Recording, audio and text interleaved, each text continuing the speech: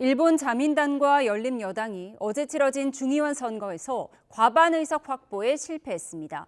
자민당 내에서 이시바 총리에 대한 책임론과 함께 퇴진 움직임도 본격화할 거란 전망이 나오는데 일본 정계가 후폭풍에 휩싸일 것으로 보입니다. 일본 현지 연결해 자세히 알아보겠습니다. 김세호 특파원.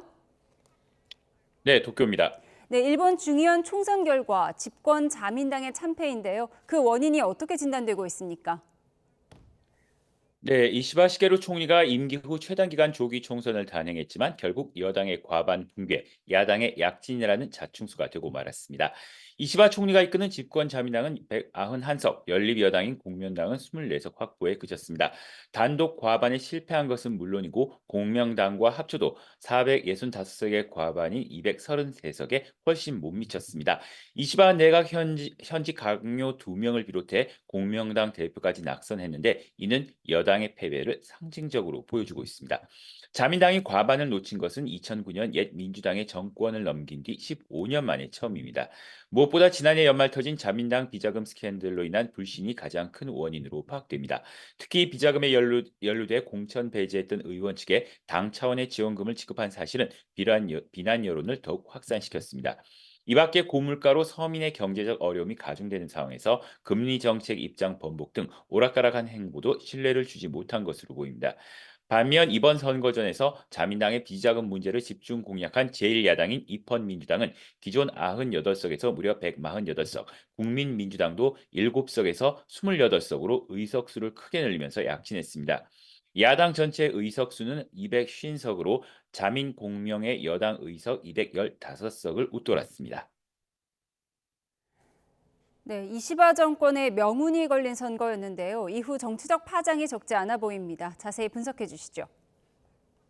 네, 이시바 총리가 이끄는 자민당이 과반 확보에 실패하면서 당내 책임론은 물론 반대파를 중심으로 한 퇴진 움직임까지 본격화할 가능성이 있습니다. 일단 이시바 총리는 이번 결과에 엄한 심판을 받았다면서도 물러날 뜻은 없음을 시사했습니다. 직접 들어보겠습니다. ここに至るまでは相当に厳しいねと思いますし、それは選挙の途中というかな、半ばぐらいからこれは相当きついねということは実感はしてましたね。 반면 크게 약진한 제1야당인 입헌민주당은 이번 기세를 몰아 야당의 새 결집을 시도하며 정권 교체를 위한 작업에 나설 것으로 전망됩니다. 노다 요시히코 입헌민주당 대표 말 직접 들어보겠습니다.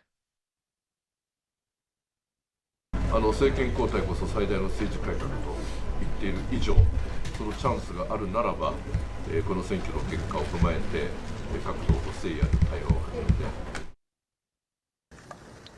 이시바 총리에게 당장 발등에 불은 다음 달 소집되는 특별국회입니다. 특별국회에서는 기존 내각은 총사퇴하고 의원 투표를 통해 총리를 다시 뽑습니다. 각 당에서 나선 총리 후보 중 과반을 얻는 후보가 총리로 확정되는데 어느 후보도 과반을 얻지 못하면 상위 1, 2위가 결선 투표를 거쳐야 합니다. 자민당이 과반 확보를 하지 못한 만큼 이시바 총리와 노다 이펀 민주당 대표가 결선에 오를 가능성이 큰데 결선 투표에서 야당 의원들이 누구에게 압도적인 표를 몰아주느냐에 따라 총리의 운명이 결정됩니다. 이 때문에 자민당과 입헌민주당은 군소 야당들의 지지를 얻기 위해 치열한 물밑 작업을 이어갈 것으로 보입니다. 다만 야당 표를 모두 결집하면 총리 교체도 가능하지만 야당 간 노선이 다른 만큼 현실화하기는 쉽지 않다는 분석도 나옵니다. 이 때문에 입헌민주당도 당장 정권 교체 시도보다는 내년 참의원 선거 등을 고려해 다른 야당과 대화와 협력을 이어가면서 장기적인 정권 탈환 계획에 우선 집중할 것으로 보입니다. 지금까지 도쿄에서 YTN 김세호입니다.